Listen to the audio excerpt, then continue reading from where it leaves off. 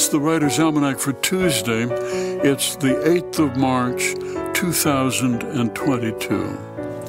It was on this day, 1935, Thomas Wolfe's novel of Time and the River was published. His editor was Maxwell Perkins, who got the first draft, more than 1 million words, and still growing. Perkins and Wolfe met almost every day, while Perkins read through every page, red pencil in hand, slashing many of the pages from corner to corner, Wolfe arguing with these deletions, coming in with new material, which Perkins rejected. The book turned out to be 912 pages long, and Wolfe dedicated it to Perkins, and the dedication was almost 100 words long. Of Time in the River was a commercial success. It got mostly good reviews. But Thomas Wolfe was wounded by the negative ones, and he became convinced that Perkins had ruined his book. He left Perkins for a new editor. 3 years later, dying of tuberculosis at the age of 37, he sent his last letter apologizing to Perkins and thanking him once again.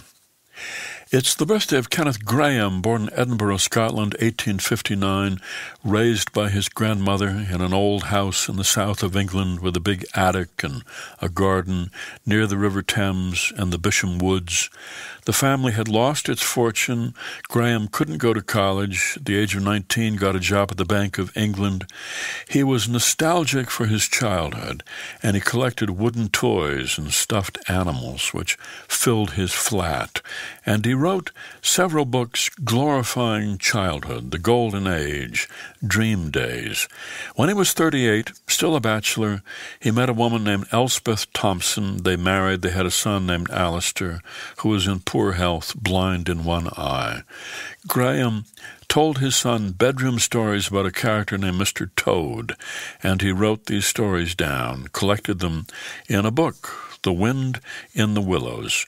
It got terrible reviews, and it became a classic. And it's the birthday of John McPhee, born Princeton, New Jersey, 1931. Journalist, written about canoes, basketball, oranges, geology, tennis, nuclear energy, the Swiss Army, and his own family tree, which he traced back to a Scotsman who moved to Ohio to become a coal miner.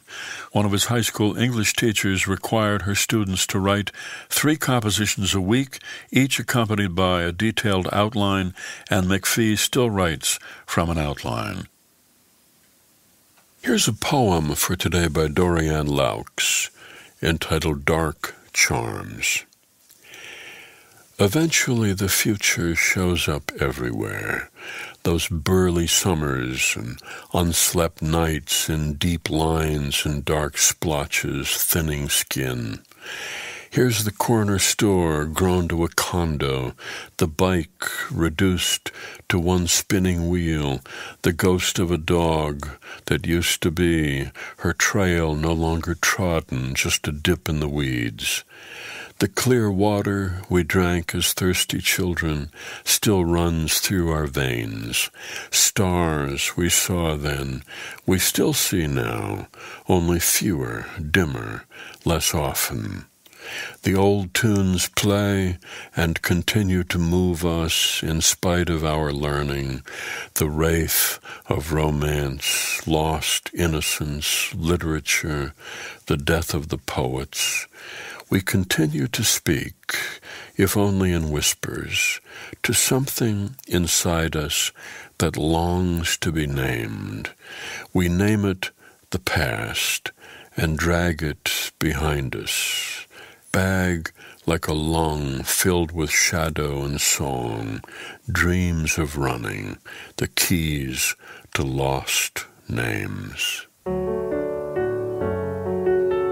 Dark Charms, a poem by Dorianne Laux from The Book of Men, published by Norton and used by permission here on the Writer's Almanac. Be well, do good work, and keep in touch.